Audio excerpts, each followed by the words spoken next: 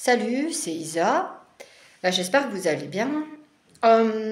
Voilà, ce matin, j'ai eu une vision. Ça concerne mon runner qui s'est positionné face à sa mère. Voilà, donc c'est le passé, hein, c'est dans cette incarnation. Et donc du coup, j'étais inspirée par rapport à cette vision. Parce que je sais qu'il y a beaucoup de runners. Donc ça peut être, là je parle en tant qu'homme, mais les runners aussi, ça peut être une femme aussi. Donc là c'est vraiment le fils et sa maman. Voilà. Donc j'ai notre runner. Donc notre runner, comme vous savez, pour certains, ont été habitués depuis la plus tendre enfance à jouer le rôle de père de famille. Parce que le père de famille, qu'il soit là physiquement ou non, en fait, il est aussi absent par la prise de décision. Voilà, déjà ça à la base. Donc là, ce qu'on va faire, il y a ce rôle de père de famille et aussi il y a le fait d'un transfert d'amour de son mari, pour la maman, à son fils. Donc c'est vraiment ce thème-là que je vais parler. Après, peut-être que je referai une vidéo sur le rôle du runner en tant que père de famille. Je ne sais plus si je l'ai fait, il faudra que je regarde. Et puis aussi, je voulais vous remercier pour vos abonnements et puis pour vos pouces suite à la vidéo d'hier. Voilà. Et puis bienvenue aux nouvelles personnes. Et si vous souhaitez partager ma vidéo, allez-y, c'est fait pour ça. Donc, je vais vous raconter une histoire. Et dans cette histoire, je vais vous donner des infos. Voilà. Alors, dans cette histoire, le fait que le fils joue le rôle de père de famille, c'est parce que le père, il fuit la vie familiale qui le pèse. Voilà. Déjà, c'est la fuite. Et le runner aussi est dans la fuite. Le chaser aussi est dans la fuite aussi, mais c'est plus fort pour le runner. Donc, dans cette histoire, il y a un homme et une femme, donc, qui vont être les parents de cet enfant, qui tombent amoureux. Et en fait, ce qui se passe, c'est qu'entre-temps, cet homme, il rencontre une autre personne. Parce que, voilà, c'est un lien qui est puissant.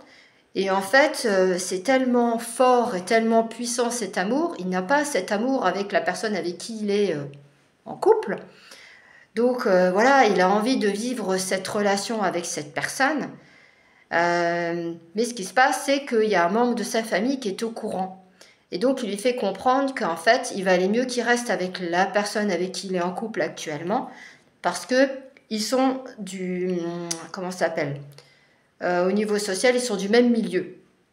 Voilà, et que c'est mieux pour lui. Donc déjà, il y a de la manipulation, il y a du contrôle. Et puis, lui, il se dit, ouais, non, mais c'était juste éphémère, voilà.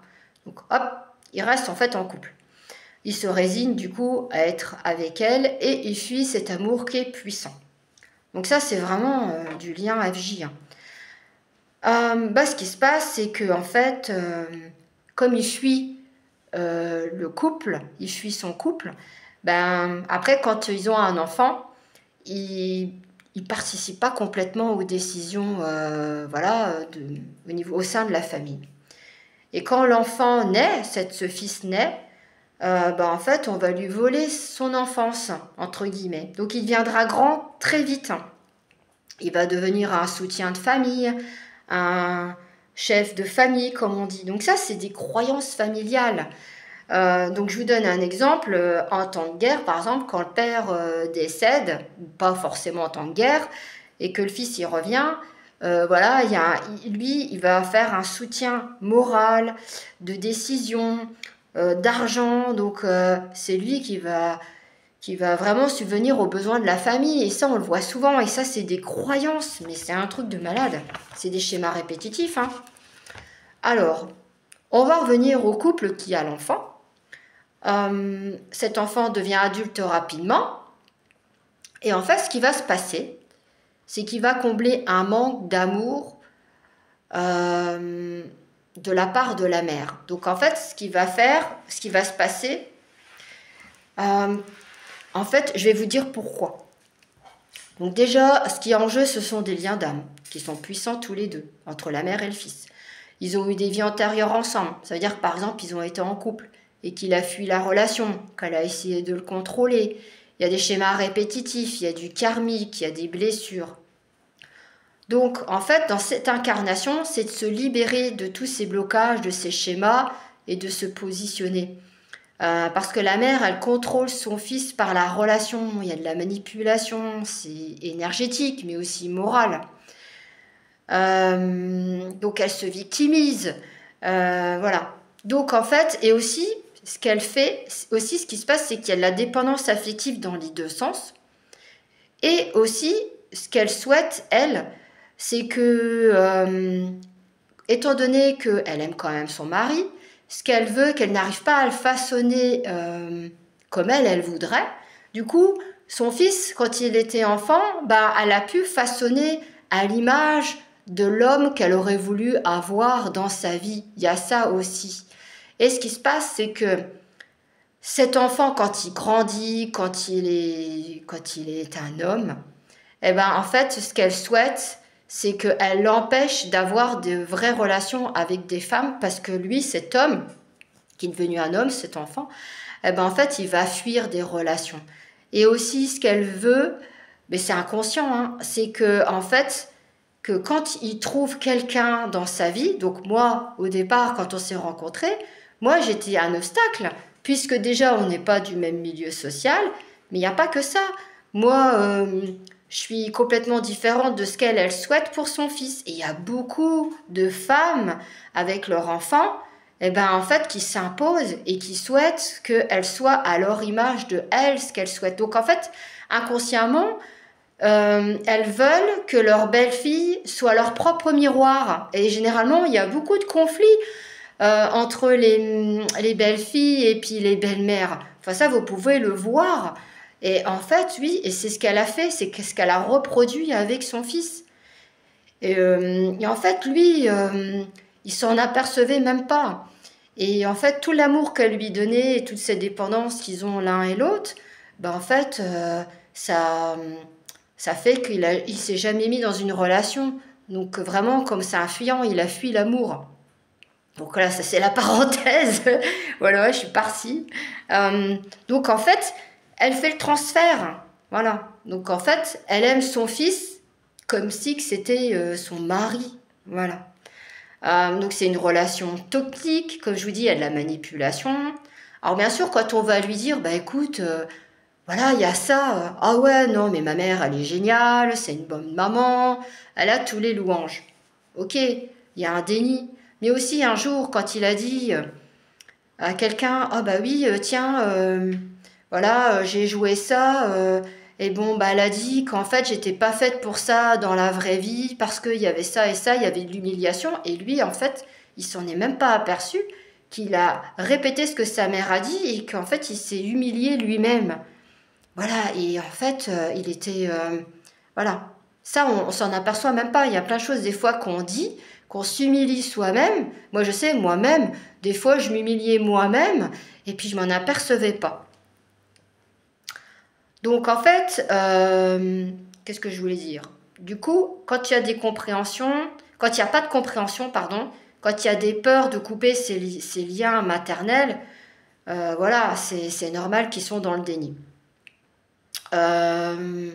Donc moi j'avais vu depuis longtemps que cette relation est anormale parce que voilà, je l'ai ressenti et j'avais des visions aussi et puis le fait de faire le travail sur moi, moi j'avais les infos. Un jour le fils il se réveille car il travaille sur lui et puis qu'il y a des bonnes personnes qui arrivent à lui. Donc là après c'est se positionner face à sa mère. Donc dans la vision, en fait, je le voyais, il était en train de cuisiner et elle avait les bras autour de lui, elle mettait sa tête contre son torse. Mais ça, une maman, je suis désolée, elle fait ça avec son mari, et non avec son fils qui est adulte, voilà. Donc lui, ce qu'il a fait, c'est qu'il a dit get out, quoi. Il dit au revoir, non. Donc c'est non. Donc en fait, il se positionne.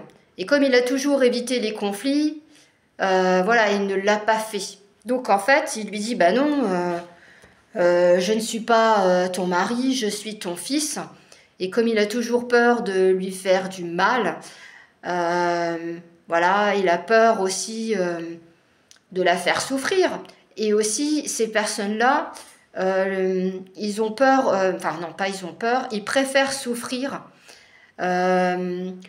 Et puis même quand ils prennent leur énergie, ben, ils continuent quand même, parce que c'est leur mère, quoi.